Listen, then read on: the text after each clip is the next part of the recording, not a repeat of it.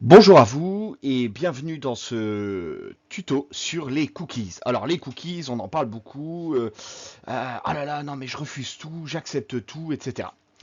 J'ai donc décidé de faire ce tuto sur les cookies suite à un atelier qu'on a fait avec l'association à Lons-le-Saunier. Alors, pour se poser les bonnes questions, pour savoir ce que j'en fais, il faut d'abord savoir ce que c'est. Moi, ce que je vous propose, c'est déjà de définir ce que c'est. Voilà. Ce que c'est un petit fichier texte qui permet, entre autres, l'identification de l'utilisateur, mais aussi les préférences, et enfin, tout ça, c'est fait normalement pour améliorer l'expérience utilisateur. C'est-à-dire votre expérience d'Internet est normalement améliorée grâce à ces cookies. Pourquoi je n'ai pas à chaque fois à retaper mon identifiant quand je vais sur ma boîte mail? Euh, Comment ça se fait que quand je vais sur un site internet, il me propose non pas des publicités pour tout le monde, mais des publicités qui correspondent à mes préférences, à mes goûts, à mon profil d'utilisateur. Voilà. En fonction de ce que j'ai l'habitude de chercher, etc.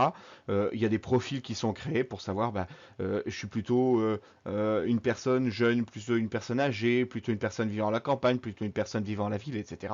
Et donc, toutes ces choses me permettent d'avoir une expérience de l'utilisation d'Internet normalement meilleure. Mais on va voir qu'il y a des intérêts personnels par les entreprises qui peut amener à faire les choses différemment. Déjà, les types de cookies. Il y a des cookies de session, c'est-à-dire que lorsque je rentre sur le site internet, il se crée un cookies et ce cookie va être utilisé pendant ma session sur le site et dès que je vais sortir du site, ce cookie va se supprimer de lui-même. Ensuite, il y a les cookies persistants. Donc c'est jusqu'à ce que je le supprime, ce cookies va exister. Alors, ce qu'on remarque quand même, c'est que il y a ici une date d'expiration. C'est-à-dire que euh, ça va être présent, ce cookies, là ici, jusqu'au 31 décembre 2023. Et enfin, il y a les cookies tiers. Ces cookies tiers, c'est déposé par un site pour pouvoir être utilisé par d'autres sites. Par exemple, pour la publicité Facebook, quand je vais aller sur un site de jardinage, il va déposer un cookie tiers pour que quand je vais aller sur Facebook, les publicités, les annonces, etc., euh, m'incitent éventuellement à retourner chez lui ou à me mettre de la publicité sur leurs produits et leurs services. Donc, tous ces cookies, bien souvent on les subit, mais on a capacité à gérer. Déjà, la première chose, c'est accepter ou refuser les cookies.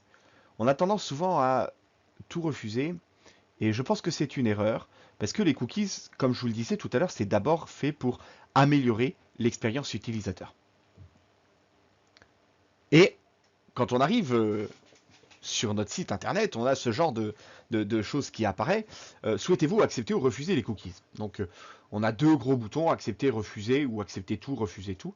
Et puis souvent un petit lien qui me permet de personnaliser un peu ce que je vais utiliser. Euh, Voilà ce qu'on est amené, ce qu'on peut être amené, alors ce sont des exemples, mais ce qu'on peut être amené à accepter ou à refuser dans la gestion de nos cookies. Donc ici, stocker ou accéder à des informations sur un terminal. En gros, c'est est-ce que j'autorise le site à déposer des informations, comme un cookies, ou accéder à certaines informations sur le terminal. Le terminal, c'est l'ordinateur, la tablette ou éventuellement le téléphone. Créer un profil personnalisé de publicité. Donc là, euh, on cherche à savoir quel est mon profil consommateur. Et puis, on va envoyer des publicités qui ne sont pas ciblées par rapport à ce que je suis, mais par rapport au groupe auquel je suis censé appartenir. créer un profil pour afficher un contenu personnalisé. Donc là, euh, c'est pas les publicités qui appartiennent à un groupe et qu'on rejoint un groupe, c'est des contenus plus spécifiques. Développer et améliorer des produits, ça si je suis notamment sur un site bancaire. Exploiter des études de marché afin de générer des données d'audience. Mesurer la performance de publicité, mesurer la performance du contenu. Et puis il y a des choses qui sont parfois assez proches, comme sélectionner des publicités personnalisées ici, et sélectionner du contenu personnalisé. La différence entre les deux, c'est que le contenu, c'est ce qu'il y a sur le site, qui n'est pas externe au site, comme une publicité. C'est-à-dire que quand je vais aller sur le site de la Redoute, on ne va pas m'afficher de la publicité personnalisée, mais on va m'afficher du contenu, c'est-à-dire je vais aller vers, on va me proposer des articles plus spécifiques à qui je suis. Si mon profil fait que je suis plutôt un homme, on va éviter de m'envoyer tout de suite vers les lingeries féminines, par exemple. Une mesure d'audience, analyser activement les caractéristiques du terminal pour l'identification, utiliser des données de géolocalisation précises. Voilà, donc ça c'est le genre de choses et j'en passe et des meilleurs. Rendez-vous par exemple sur des sites de presse et vous verrez que la quantité de cookies utilisés sur des sites de presse est relativement important. Pourquoi? Parce que ce sont des sites qui potentiellement génèrent du revenu grâce à la publicité. Donc comment je fais pour conserver ou effacer ces cookies? Eh bien quand je vais aller dans mon navigateur, alors moi j'utilise le navigateur Edge qui est installé sur mon ordinateur sous Windows. Je vais aller ici dans les paramètres. Et quand je vais cliquer sur ces paramètres, ici sur la gauche, je vais avoir cookies et autorisation de site. Et enfin, je vais pouvoir aller sur gérer et supprimer les cookies et les données du site. Donc voilà, maintenant quand on est sur cette page où je vais pouvoir gérer mes cookies, j'ai plusieurs paramètres. Donc en commençant par le premier, autoriser les sites à enregistrer et à lire les données des cookies. Donc là, j'autorise effectivement les différents sites à utiliser les cookies. Je peux désactiver ces paramètres-là si toutefois je le souhaitais.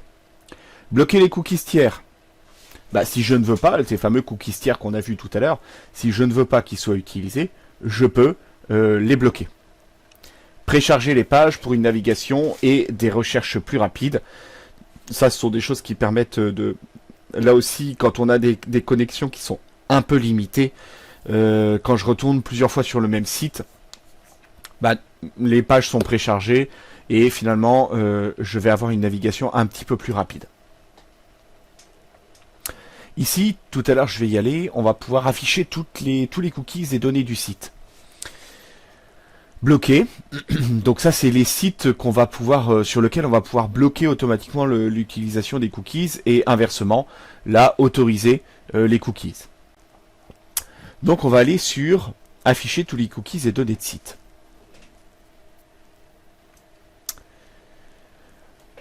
Eh bien, ça, ce sont tous les sites sur lesquels je suis allé et pour lesquels les cookies ont été enregistrés. Donc, quelqu'un qui récupérerait ces données aurait tout un tas d'informations sur moi. Je vais chez Doctolib,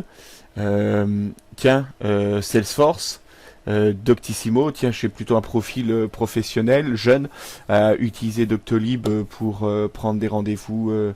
Le site de l'économie, c'est quelqu'un qui va avoir plutôt intérêt à des intérêts financiers. Eldorado-immobilier.com, Euronext, etc. Et quand je vais afficher Euronext par exemple, Euronext.com il y a 2 cookies, live.euronext.com 3 cookies, et je peux voir lesquels ils sont. Donc les agréments, les autorisations des cookies, avec tout un tas d'informations. Quand est-ce qu'il a été créé, quand est-ce que ça expire.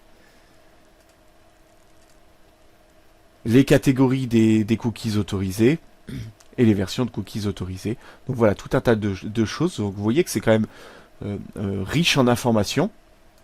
Et j'ai à tout moment possibilité de supprimer ces cookies. Voilà. Donc on arrive aujourd'hui à la fin de ce petit tuto sur les cookies. Je vous souhaite des navigations sur Internet agréables. J'espère que ceci vous a été utile. Et puis bien, abonnez-vous à la chaîne YouTube. Et si vous êtes dans le Jura, bah, rejoignez-nous. Venez nous voir lors de nos ateliers qui ont lieu 2 fois par mois. Je vous souhaite une très agréable journée et à bientôt. Au revoir.